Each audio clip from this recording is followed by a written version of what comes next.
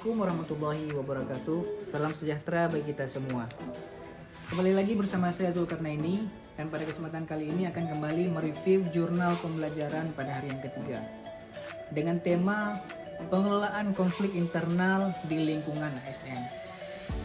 Sebelum lebih lanjut, perlu kita ketahui apa itu konflik kepentingan. Konflik kepentingan terjadi ketika kepentingan seorang individu atau kepentingan ASN tersebut mempengaruhi hasil keputusan yang akan proses pengambilan keputusan yang akan dia lakukan. Hal itu perlu kita atasi atau perlu kita hindari agar produk hasil keputusan yang dihasilkan tersebut bersifat lebih fair, lebih transparan, dan lebih bersifat akuntabel. Jenis konflik kepentingan yang kedua adalah jenis konflik kepentingan potensial. Apa maksudnya? Yaitu konflik kepentingan yang kemungkinan akan mempengaruhi keputusan di masa yang akan datang. Apa sebabnya? Bisa jadi karena rencana perpindahan karir di masa yang akan datang atau rencana karir ketika sudah selesai pensiun.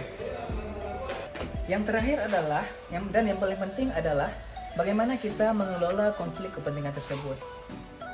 Bagaimana cara kita mengelola konflik kepentingan itu dipengaruhi oleh apa posisi yang sedang kita duduki dan seberapa besar power yang kita miliki.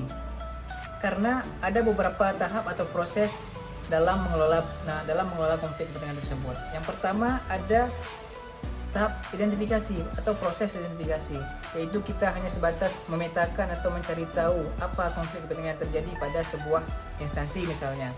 Yang kedua adalah deklarasi. Ketika kita punya keberanian yang berlebih, kita bisa melaporkan konflik tersebut yang terjadi tersebut kepada atasan misalnya. Sebelum akhirnya atasan mengambil keputusan terhadap konflik kepentingan yang terjadi. Yang selanjutnya adalah pengendalian.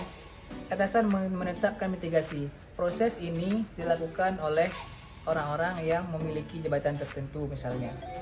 Kemudian selanjutnya ada proses pengawasan. Apa itu proses pengawasan?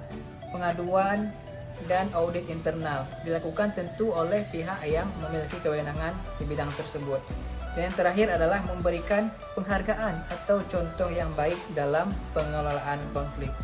Hal yang terakhir ini adalah diberikan oleh orang-orang yang juga memiliki kedudukan di bidang-bidang atau pada posisi tertentu dalam mengapresiasi orang-orang yang bisa mengendalikan, memisahkan antara kepentingannya dan urusan pekerjaannya.